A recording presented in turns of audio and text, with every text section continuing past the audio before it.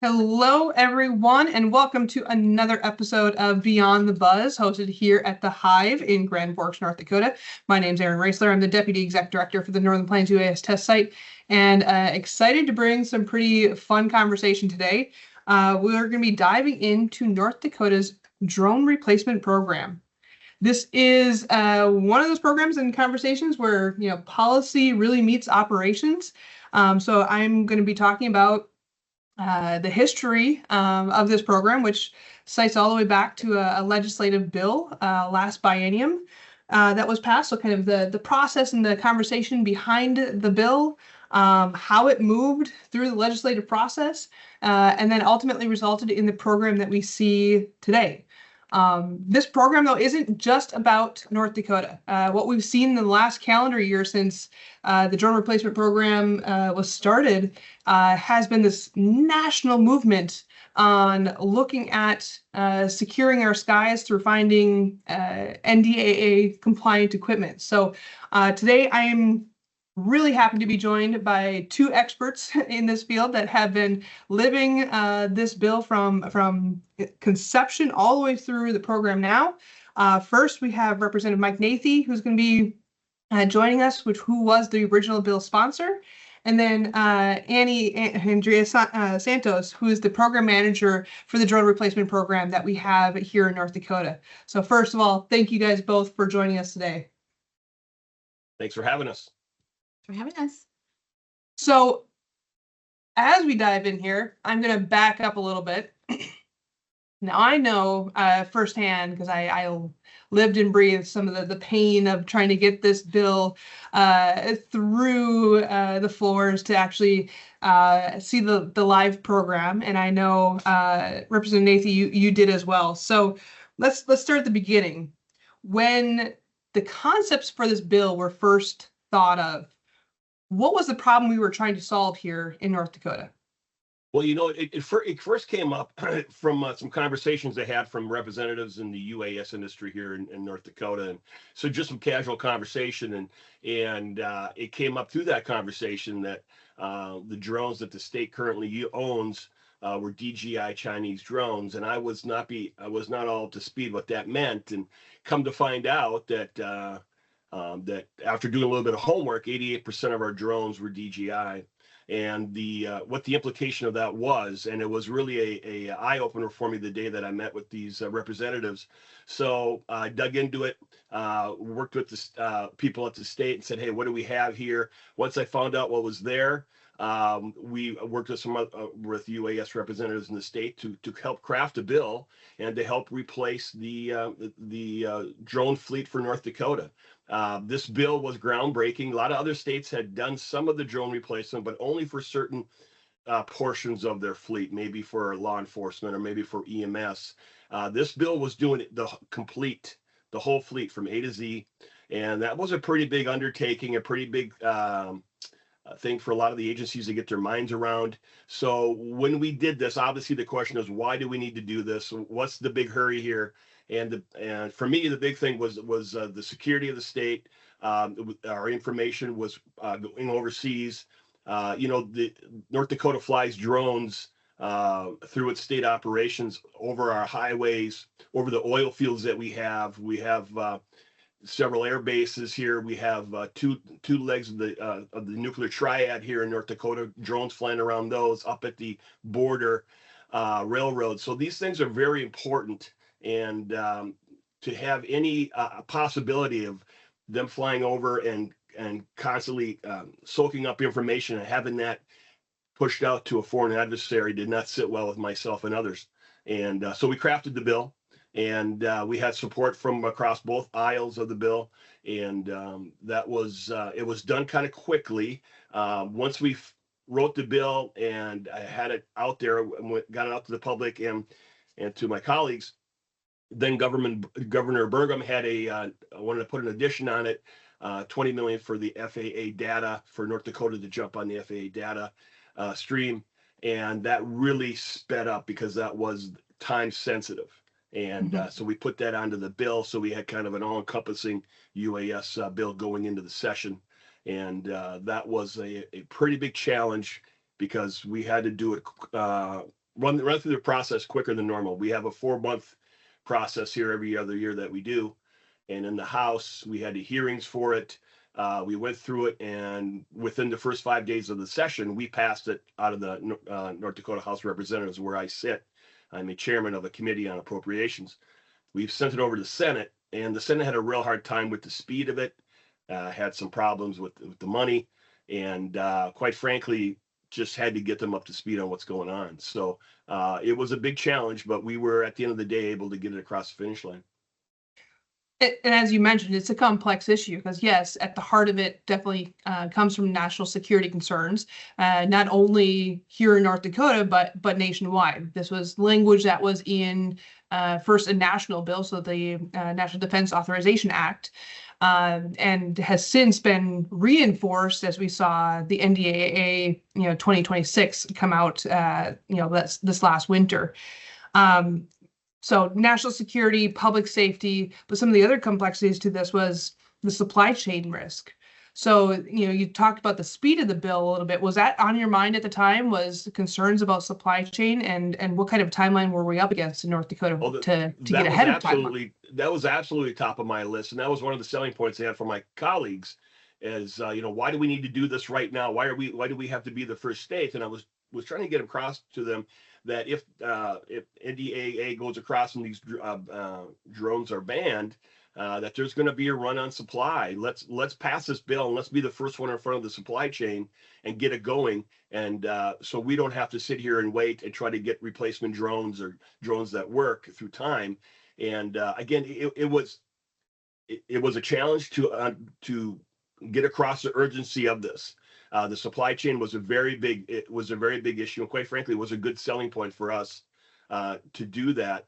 Not everybody believed that these drones were of concern. A lot of my colleagues had drones like these on their farms and worked them, and they didn't believe that they would be banned or that there was even a possibility of them being banned in North Dakota, in this country. And I can tell you since then, a lot of people, I've talked to quite a few, have been absolutely shocked to see what has happened. And obviously they're happy to see what we've done. But at the time, it's a big learning process when it comes to legislative process and to a lot of these legislators. And just like I had a big learning process in the beginning that summer before, you have to get them to that point where they're comfortable with this. And then the other big part was the money portion of it. Again, because of the speed, the Senate had a really hard time. We originally started with $15 million, and we ended up at $9 million. And quite frankly, the Senate did kill that part of the bill. They passed the FAA portion, which was extremely time sensitive, but they had killed the drone replacement bill in the Senate. And second half of the session, again, I chair a committee. I was able to bring that bill back word for word and put it into the Commerce budget where it sits anyways, and put it back in there. And we were able to move it and get it passed. So when you drafted the bill, let's go back to before all the different steps of getting the bill passed. But when you drafted the bill initially, what did success look like from that program that you drafted? Well, quite frankly, the success bottom line was getting it passed, signed, and then getting the process going through the test site, getting those drones replaced, and giving the test site all the tools and help that they need to accomplish that. Legislators are pretty much bottom line guys at the end of the day, and the bottom line is, what's success? Let's move out these DJI drones, the Chinese manufactured drones, and let's put in U.S. drones or drones that are made from favorable countries. So that's really is the definition of success on this bill. And but I wanted to make sure that we gave the test site all the tools and help and everything that they need in order to make this successful. Sometimes we do bills and budgets that aren't always perfect, and then we learn along the way what needs to be fixed or what maybe we did something unintendedly. So the success is getting this going, and from everything I've been told so far, we're on the right path right now. Yeah. You mentioned the change in the funding as the bill moved through. Were there any other compromises or clarifications that were critical in getting this bill passed? Well, obviously we had to compromise on the money, the $15 million. And I'll be honest with you, the $15 million was kind of just, we penciled some stuff out and just kind of came up with a dollar amount to make sure we had enough. At the end of the day, 9 million seemed to be that we could still do it for 9 million. Maybe it wasn't quite the buffer there that we wanted. And quite frankly, if we can't quite get there at the end of this 2-year period, we'll have another opportunity to help them make it go forward. But it's my intention that the drone replacement program will complete its mission by next June of 27. There were a couple other hiccups along the way. There was some people tried to put, at least in the House, put on an amendment. There was a company that had some patch. They thought they could go around it, not get rid of the drones, and put some electronic patch on there, some software patch, and everything I was told was like, no, the patch doesn't work. But it did gum up the works, and so we had to deal with that. And at the end of the day, when the bill came back in my hands, that was not in the bill. So the biggest compromise, though, Erin, was the financial part of it. Operationally, in the bill pretty much stayed the same from the day we started. So for the other states that are watching this, because you talked about a few of the different compromises, the steps of the process, how it really moved through the legislative process, would you have advice for those other states about navigating this process, or if they're considering similar legislation in their states? Yeah, my first bit of advice would be talk to your UAS representatives, industry experts in the UAS field. I did here in North Dakota to help write the bill, because legislators are not experts in this field. We're not experts in a lot of fields, although we think we are. But when we wrote this bill, I sat down with the experts in the UAS field in North Dakota and helped, and we wrote this bill together. And I wanted to make sure it was simple and make sure we covered our bases, wasn't too complicated for the industry to interpret and to carry out the mission, and also to accomplish the goals that we wanted to do. So I had a lot of help with the industry reps in coming up with the bill, because let's face it, I don't work in that industry. They do, and they know they know what to look for, they know what not to do, and it made the bill that much stronger because the legislators didn't know it. Quite frankly, they looked at two things: the money, and do we really need this? Is this Chinese threat is it real? And those were the two biggest hurdles we had to face. So definitely have an industry involvement in writing the bill, because every state's different. Every state has their regulations, and to have some local input is huge. Perfect. So one thing I think is important to note here is that passing the bill was just the first step. It was just the very beginning of getting this program to really come to light. So Annie, I'm going to ask you a few questions where, as you considered this bill and saw this language, it really came down to implementation is where this will work or it won't work. So first, when the bill passed, what did you just inherit? And what did implementation actually mean? Yes. Well, before I jump on that, I want to take a moment to thank Representative Mike Nathe and the site leadership for enabling the bill to move forward. I also want to thank Department of Commerce and the Governor's Office for their support. The Drone Replacement Program, as we call it, DRP, is the first of its kind, and I'm grateful for the opportunity to help support its implementation. When the legislation passed, I didn't inherit a turnkey program. I inherited intent. The bill was very clear on the why: replace all non-NDAA compliant agencies across the state. But implementation for a program like this really means turning something that lives on a drawing board into something that actually works in the real world. With the strong leadership support from the test site, Governor's Office, and Department of Commerce, we were empowered to design and execute at the same time. Early on, we had to get very clear on our objectives: assessment, procurement, and decommissioning of the legacy system. And we had to set up a project plan, schedule, and a way to track our progress to make ourselves accountable, to make each other accountable. So in a lot of ways, it's like laying tracks while the train is already moving, so to speak, aligning process and real world process so the program could work on the ground. So in moving into implementation then, what what was maybe the first three things that you and your team had to figure out? We had to quickly answer 3 questions. Which agencies are eligible so that we could target our outreach? What exactly is being replaced? And how agencies are using the drones, because I'm sure they're using it in different ways.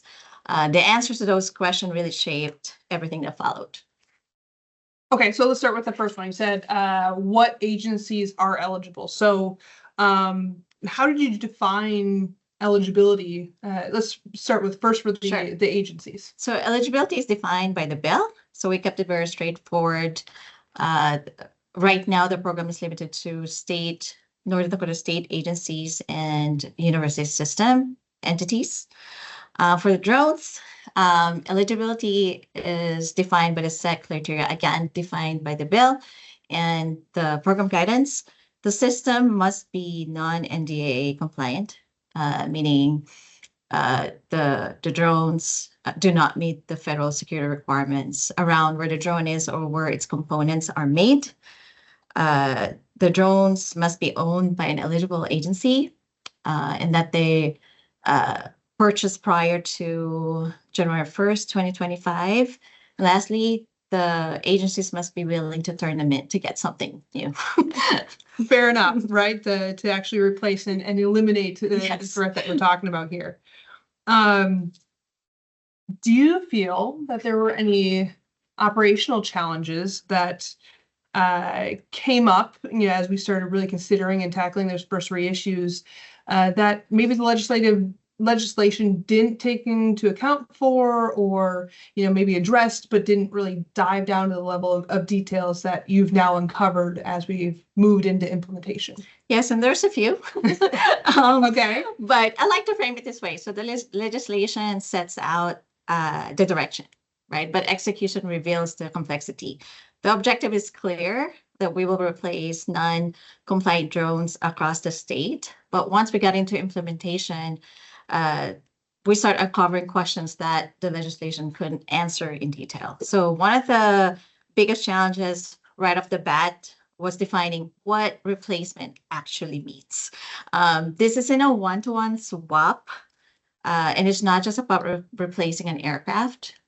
Drones operate like a complete systems. The aircraft, controllers, sensors, batteries, and accessories all work together. So we had to step back and think about, hey, what does this replacement actually mean in real life practice? Ultimately, that led us to treat replacement as a full system transition, rather than a simple drone exchange. We also run into organizational complexity. Think of the university system. Within university, there are different departments that use drones very differently. So that raised the question initially on, do we treat the university system as one entity, or do we treat all these different departments as their own operational unit? Ultimately, we decided on the latter option because it better reflected how the drones are used and managed on the ground. Sure. Lastly, the replacement priority. Because the funding is limited, we develop a framework, our replacement strategy, along with our partner MITRE, to make sure the state gets the maximum benefit. Sure. So try to keep it a little bit fair and equitable, Yes. or at the very least, meet what's most important for not only the state of North Dakota, but the citizens of North Dakota as well. Correct.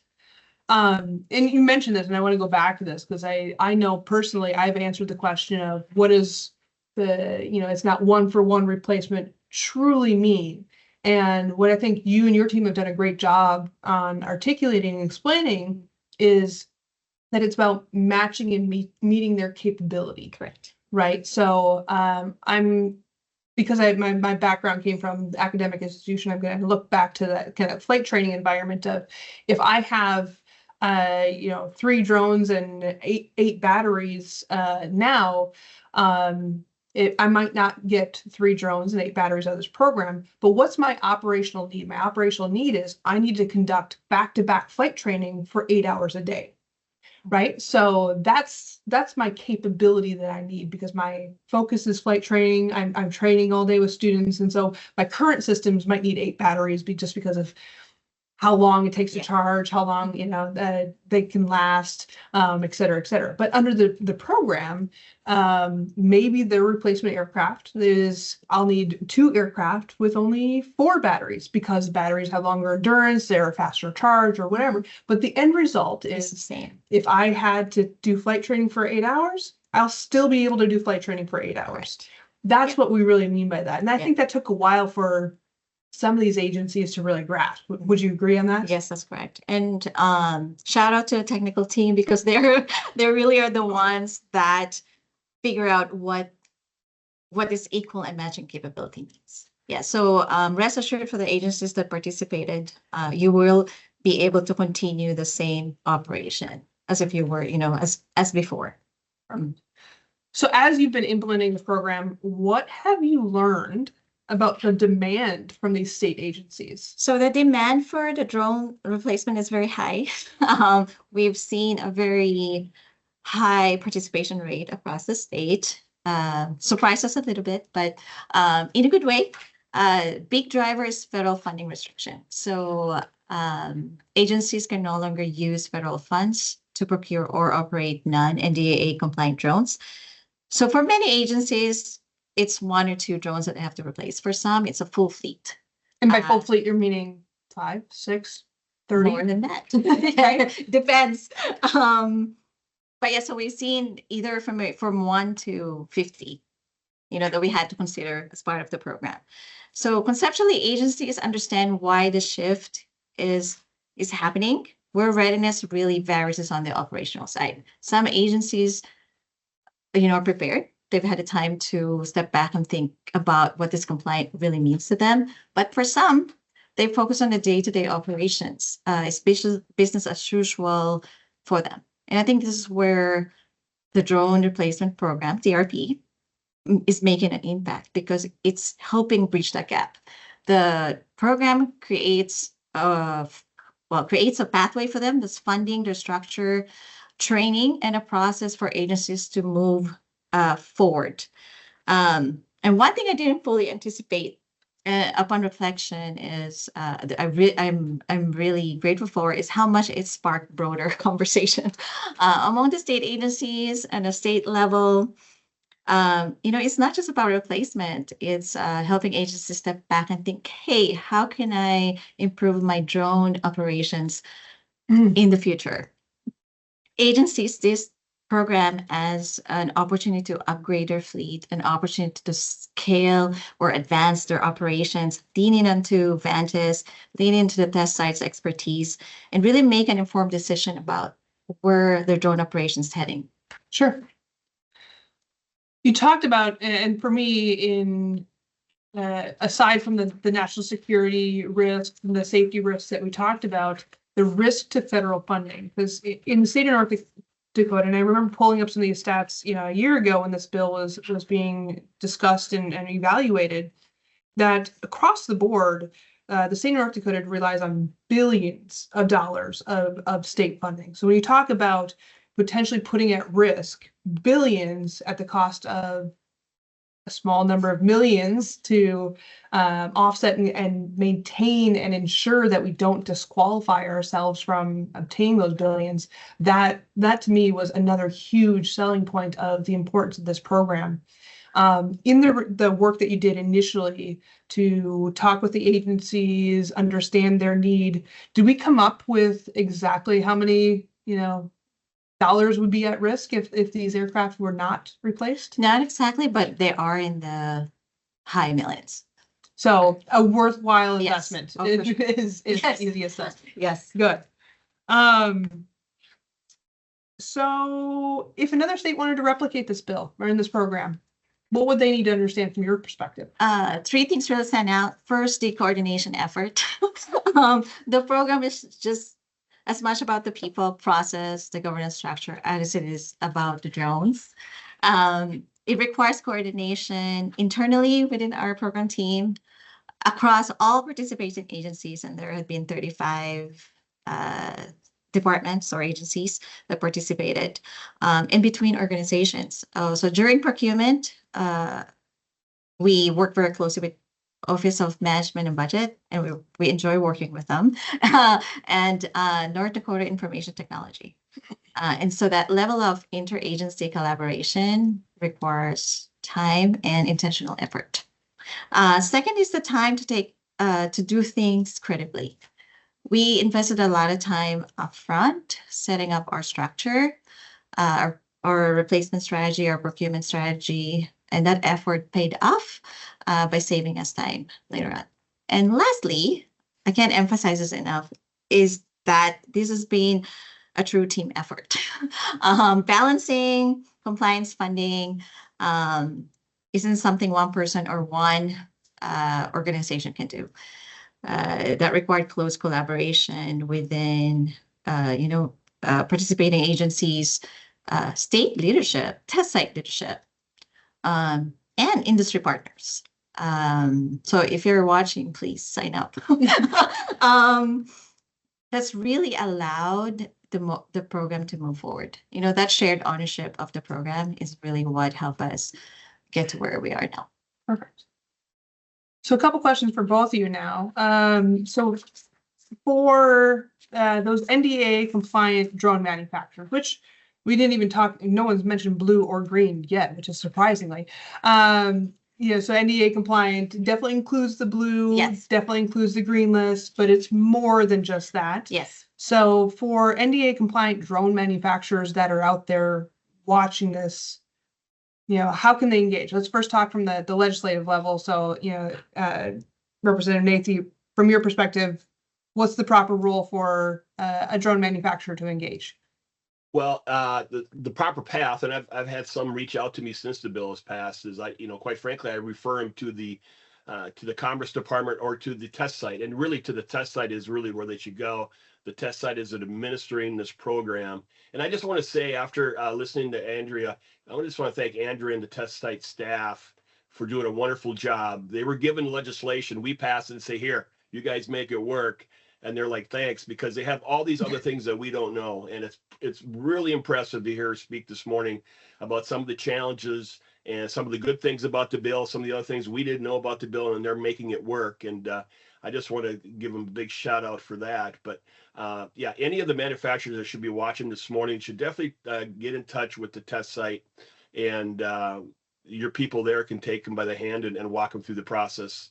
And I think Andrea might have a better answer than I, but that, in a nutshell, that would be the easiest way.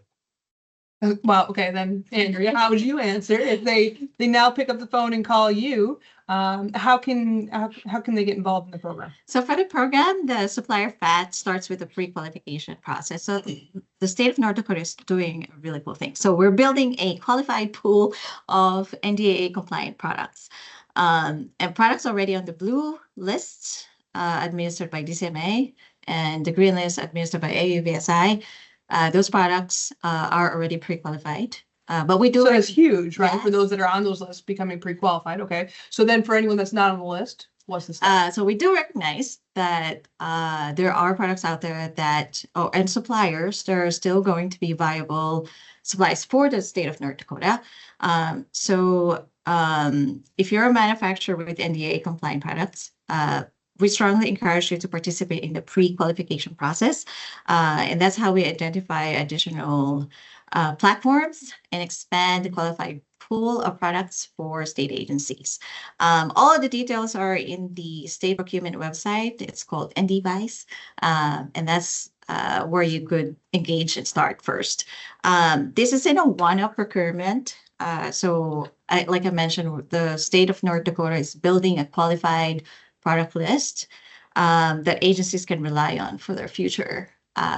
Beyond the life of the program. Yes. So not only, and I'll segue into this question for Representative Nathe here, but so not only is this a list that we're going to be using for procuring equipment under this $9 million of funding, but if state agencies in the future beyond this program, outside the scope of this program, needed to obtain equipment, they would now have a list that shows what is actually NDAA compliant, right? Yes. Awesome. And so we're looking for manufacturers who see this as a long-term partnership with the state of North Dakota. Awesome. Okay, so Representative Nathe, what does long-term success look like then? Is this just a one-time replacement effort, or is this the start of a broader policy or procedural or procurement discussion? Well, I think that question is going to have yet to be answered. I have the feeling it's going to be a beginning of a broader policy as we go along. Since we passed the bill, I've had people from local governments reach out and say, "Hey, help us with our county drones, or with our state drone, city drones, and those sorts of things." And those are discussions we'll have later on down the road. And I had to tell them one step at a time here. We're working on the state's. The state issue right now. I think I think the success of the program can be defined by not only upgrading the drones and making them NDAA compliant, but also from a North Dakota perspective to make sure that these drones are able to jump on the Vantas system that the state of North Dakota has worked alongside and invested into. And that's really how this question came up. I found out during my conversations early on that none of the drones were on the system because they were DJI. So I think that's part of the measure of success is getting these, the bill encourages these agencies to put these drones on the Vantas system. I also think the economy of scale. I think there's, as Andrea knows, and she mentioned it, some agencies only have 1 or 2 drones and they maybe use them once, 3-4 times a year. Other ones like DOT has 26 and they use them constantly. So maybe there's some sharing of drones and helping financially rather than having 350 some odd drones. Maybe we have a smaller number, but yet able to do the exact amount of work. So, I think I think the long-term success of this program looks great. I'm even more enthused about it after hearing Andrea speak this morning, and definitely on the right path. And I can't wait to see a year from now when we're back in session to get an update and see where we're at. Yeah, a lot has happened in that year too, and so I want to just pause and go into my own soapbox here. When we talked about this a year ago, we had a few different signals from Department of Defense, Department of War entities that were, raising the national security risks associated with non-NDA compliant equipment. The NDA language was there, but it was a little TBD if it was going to hold, or there was a growing sentiment that that deadline would be, pushed to the right and pushed into the future. But as the months moved on after legislative session closed, we saw 2 executive orders, one on drone dominance and one on airspace sovereignty, that really reinforced the concerns in the NDA language. But it didn't stop there. We then saw Secretary Hegseth issued a memo that doubled down, reinforced, and moved up, in some cases, the deadline that we saw in the NDAA language. That was further reinforced by the new NDAA language, so 2026 language, that kept the dates for compliance and really articulated how important it was to remove and replace the operation of these non-compliant equipment. And then on top of that, which in our last Beyond the Buzz we talked about, was the FCC ban that has now come out, which goes beyond just the federal use of some of these drones, but into the private use and the citizen use of some of this equipment as well. So, I know firsthand a year ago, I never would have predicted all those different events from unfolding within the calendar year. But as we closed out and I reflected back on 2025, this was one of those programs that maybe the state of North Dakota and those legislators that voted in favor of this might have stuck their neck out a little bit, and took a risk. But man, did you guys bet right. So this is my thank you for those that trusted us as we talked about this bill. It was, a little bit forward leaning, but it paid off in spades and spades and spades as a result, because we as a state were right. And I can say I know I'm getting engagement from a whole host of other states. We've had some national media that has come out of this. And so to the legislators that supported this, a sincere thank you. You took a risk, you bet right, and you're setting up not only the state of North Dakota government, but the citizens for success as a result. So a huge thank you to you. So in closing, go ahead. Andrew, real quick, I'll make it quick along those lines. During the process of this, the 4 months, there was a very high-ranking DoD official, now Department of War, that was reaching out to me through a third party. And obviously, I'm not at liberty to say who it is. I actually referenced it on the floor during the debate, but he would go through this third party and said, "You tell Mike he's on the right path. He is exactly on the right path." And I got to tell you, that really buoyed me because, again, I'm not a national security expert, and to get this and if I said his name, you'd know him. And I was very enthusiastic and knew we were on the right path to do this, and it does help us to go forward with a little bit more confidence to do that. So it was quite moving to have that, and to have this person from overseas monitoring this bill. And it just raised the level of awareness to me and the level of importance what this program meant. And that's why this is holds dear to my heart. The final question I have for both of you, short answer. What's next? What's next for this program? We're moving through the procurement process. So we're looking at Q2 to finalize contracts.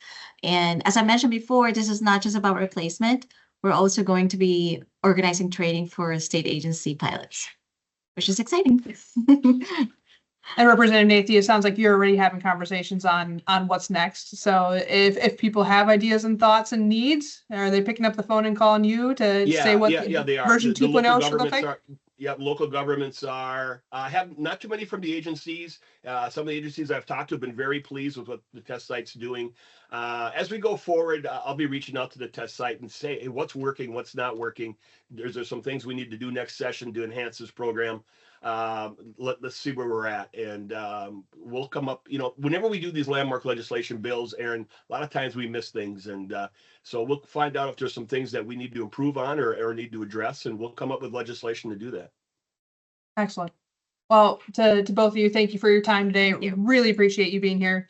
It is exciting because this is just another example where North Dakota is not just talking about securing drone operations and the drone ecosystem, but we're doing things. We're operationalizing it, and we're putting it into action. So again, for me, this program isn't just about getting secure equipment. It's about protecting our government information, the systems that these drones connect into, ensuring that we secure operational continuity, that these drones, the previous equipment of drones, wouldn't be at risk from being disabled at a moment's notice, and then greatly crippling our state's ability to respond to any event, right? But third, then, Annie, you mentioned this on the funding side of really ensuring that we protect and maintain our federal funding sources that we as a state rely so heavily on. So all of those things, it's been a wild year from when this bill was first being discussed to seeing it here today. If you're another state that's trying to figure this out, phone lines are always open. We're here to talk. That's what North Dakota is welcome to share on. If you're an NDAA compliant manufacturer, if you have questions on how you can be a part of this program, reach out to us as well. Otherwise, again, thank you, Representative Nathe. Thank you, Andrea, and thank you everyone who joined us on this Beyond the Buzz. And we'll see you next time.